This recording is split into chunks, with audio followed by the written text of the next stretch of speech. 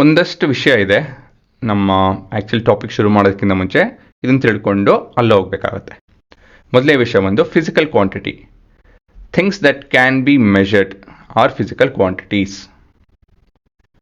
For example ಏನೇನು measure ಮಾಡ್ಬೋದು ನಾವು? ತೂಕ ಮೆಷರ್ ಮಾಡ್ಬೋದು, ಎಷ್ಟು ಉದ್ದ ಇದೆ ಅಂತ ಹೇಳಿ ಮೆಷರ್ ಮಾಡ್ಬೋದು. ಸೊ ಈ ರೀತಿಯಲ್ಲಿ ಏನು ಮೆಷರ್ ಮಾಡೋಕ್ಕಾಗುತ್ತೋ ಅದನ್ನು ನಾವು ಫಿಸಿಕಲ್ ಕ್ವಾಂಟಿಟಿ ಅಂತ ಹೇಳ್ತೀವಿ. ಮುಂದಿನ ಪದ ಮ್ಯಾಗ್ನಿಟ್ಯೂಡ್. ಮ್ಯಾಗ್ನಿಟ್ಯೂಡ್ ಅಂತ ಹೇಳಿದ್ರೆ ದಟ್ ಹ್ಯಾಸ್ ನ್ಯೂಮರಿಕಲ್ ವ್ಯಾಲ್ಯೂ ಅಂತ ಹೇಳಿದ್ರೆ 10 kg art looks good guess not.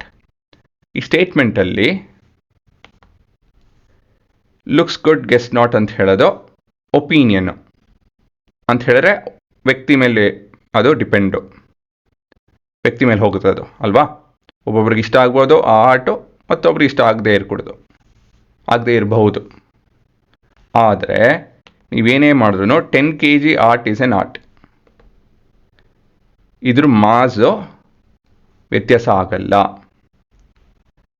ಈ quantity magnitude that has numerical value. ಮತ್ತೆ ಕ್ಲಾಸಿಫಿಕೇಶನ್ ಆಫ್ ಫಿಸಿಕಲ್ ಕ್ವಾಂಟಿಟಿ. ಇವೆರಡು ಅರ್ಥ ಆಯಿತು ಅಂತ ಹೇಳಿದ್ರೆ ನಾವು ಕ್ಲಾಸಿಫೈ ಮಾಡ್ಬೋದು. ಏನಂತ ಹೇಳಿದ್ರೆ scalar and vector. Scalar quantity ಅಂತ ಹೇಳಿದ್ರೆ quantity that has only magnitude. Vector quantities are quantity which have both magnitude and direction. Example temperature. ಇಲ್ಲಿ ಎಕ್ಸಾಂಪಲ್ ಫೋರ್ಸ್. ಇಲ್ಲಿ ಹೇಳ್ತೀನಿ, ಮೊದಲನೇದಾಗಿ ವೆಕ್ಟರ್ ಹೇಳ್ತೀನಿ ನೋಡಿ. ಎಕ್ಸಾಂಪಲ್, ಯಾವುದೋ ಒಂದು ಡಬ್ಬ ಇದೆ, ಅದು ನೀವು ತಳ್ಳಬೇಕು.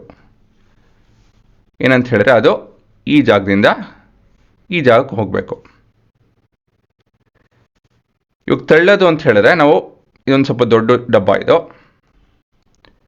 ತುಂಬ ಫೋರ್ಸ್ ಇಟ್ಟು ನೀವು ತಳ್ಳಬೇಕು ಅಂತ ಹೇಳಿದ್ರೆ ತುಂಬ ಎಫರ್ಟ್ ಕೊಡಬೇಕು ಅಲ್ವಾ.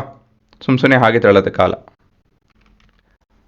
ಮತ್ತೆ ಒಂದು ದಿಕ್ಕಲ್ಲಿ ತಳ್ಳಬೇಕು, ಟು ದ ರೈಟ್ ತಳ್ಳಬೇಕು, ಇಲ್ಲ ಅಂತ ಹೇಳಿದ್ರೆ ಅದು ಅಲ್ಲಿ ಹೋಗಲ್ಲ. ಸೊ ಇಲ್ಲಿ ನಾವು ಎಷ್ಟು ಫೋರ್ಸ್ ಇಂದ ನಾವು ತಳ್ತಾ ಇದ್ದೀವಿ ಅದು ನಿಮ್ಮ ಮ್ಯಾಗ್ನಿಟ್ಯೂಡ್ ಪಾರ್ಟ್ ಆಗುತ್ತೆ. ಯಾವ ದಿಕ್ಕಲ್ಲಿ ತಳ್ತಾ ಇದ್ದೀವಿ ಅದು ನಿಮ್ಮ ಡೈರೆಕ್ಷನ್ ಪಾರ್ಟ್ ಆಗುತ್ತೆ. So force is a vector quantity. ನಾನು ಮೇಲಿನ ತಳ್ತು ಅಂತ ಹೇಳಿದ್ರೆ ಉಪಯೋಗ ಇಲ್ಲ, ಮುಂದೆ ಹೋಗಲ್ಲ. ಅದು ಮುಂದೆ ಹೋಗಬೇಕು ಅಂತ ಹೇಳಿದ್ರೆ ನಾನು ಈ ಕಡೆಯಿಂದನೇ ತಳ್ಳಬೇಕು. ಮತ್ತೆ ಸುಮ್ಮನೆ ಏನೋ ಸರಿ ಮುಟ್ಟಿದ್ರೆ ಹೋಗಲ್ಲ. ಅದು ಒಂದು ಸ್ವಲ್ಪ ಎಫರ್ಟ್ ಕೊಡಬೇಕು. ಚಕ್ರ ಇದೆ ಸರಿ, ಬಟ್ ಸ್ವಲ್ಪ ತಳ್ಳಲೇಬೇಕು ನಾನು. ಸೊ ಮ್ಯಾಗ್ನಿಟ್ಯೂಡ್ ಇದೆ ಮತ್ತು ಡೈರೆಕ್ಷನ್ ಇದೆ. ಅದ್ರ ಟೆಂಪರೇಚರ್ ಮಾತಾಡ್ಬೇಕಾದ್ರೆ ನಾವು 10 ಡಿಗ್ರಿ ಸೆಲ್ಸಿಯಸ್. ಇಲ್ಲಿ ನಾವು ರೈಟು ಲೆಫ್ಟು ನಾರ್ತು ಸೌತು ಅವೆಲ್ಲ ಮಾತಾಡ್ತಾ ಇಲ್ಲ, 10 ಡಿಗ್ರಿ ಸೆಲ್ಸಿಯಸ್ ಅಷ್ಟೇ. ಸೊ ಈ ಥರ ಮಾತಾಡಿದಾಗ it is only a scalar quantity. Temperature is a scalar quantity. ಆದರೆ ಫೋರ್ಸ್ ಬಂದು ವೆಕ್ಟರ್ ಕ್ವಾಂಟಿಟಿ, ಯಾಕಂದರೆ ಇದರಲ್ಲಿ ಮ್ಯಾಗ್ನಿಟ್ಯೂಡ್ ಮತ್ತು ಡೈರೆಕ್ಷನ್ ಎರಡೂ ಇರಬೇಕು. ಇಲ್ಲೊಂದಷ್ಟು ಎಕ್ಸಾಂಪಲ್ ಇದೆ, ನೀವೇ ಕ್ಲಾಸಿಫೈ ಮಾಡಿ ಯಾವುದು ಸ್ಕೇಲರು ಯಾವುದು ವೆಕ್ಟರ್ ಅಂತ ಹೇಳಿ. ಪಾಸ್ ಮಾಡಿ ಯೋಚನೆ ಮಾಡಿ.